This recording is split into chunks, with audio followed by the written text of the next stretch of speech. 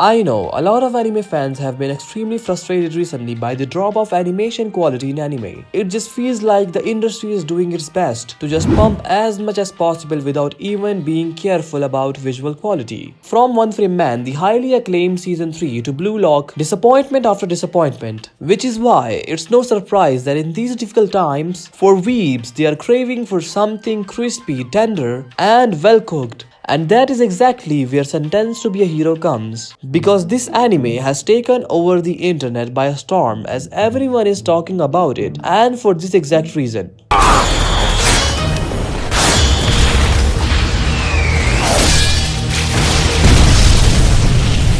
People are desperate for good animation, and that's the reality. That is why anime is an industry in the first place. If visuals didn't matter, people would have stuck to just reading mangas. But because of the insane visuals, the direction and the music we see in animes where the storytelling is taken to a different high level ground. In the world of anime, the hero is a protected title. Usually, it's a gift. A teenager is summoned to another world, given a legendary sword and told they are the chosen one. They represent the best of us, courage, sacrifice, and a moral compass that never wavers. They fight for justice, and in return they get glory. But in Sentenced to be a Hero, that idea is flipped completely. As heroes are not represented as the best of humanity, but the worst of them. These aren't noble knights, they are the punitive force, as a squad of the most depraved criminals in history, forced to be the meat shield for a civilization that can't wait for them to rot. But the biggest twist as to why this punishment is considered the worst is the fact that even after death, they are not spared and their souls are dragged back from the hell again and again just so they can continue being useful tools. And each time they are brought back, they lose a piece of their memory, eventually losing their entire identity, which is something our main character introduced as Xylo Forbartz doesn't want to happen to him. Xylo is also the de facto leader of the Suicide Squad Penal Unit 9004, a unit which, if I explain simply, is only a unit meant for the worst criminals ever to exist. The first episode of the anime, which is 1 hour by the way, begins with a Holy Knight unit which was transporting a goddess named Teoritta, one of the 13 goddesses, and a weapon for the military of the United Kingdom, being attacked by the demon blights, also called fairies in the anime.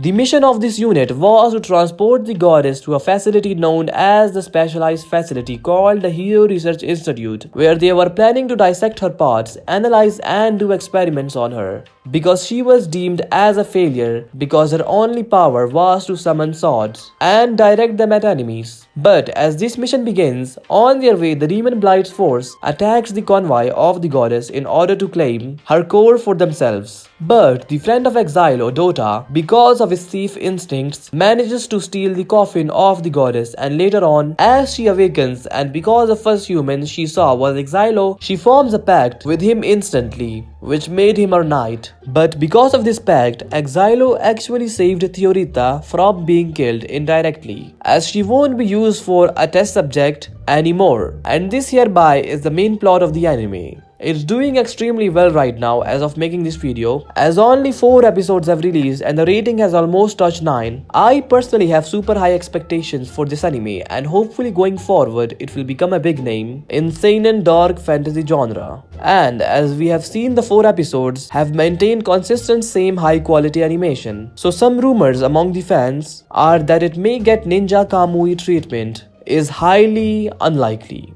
And yeah, that's it for this video. Thanks for watching. Please make sure to subscribe and like, and I will see you guys soon in the next video. Peace out.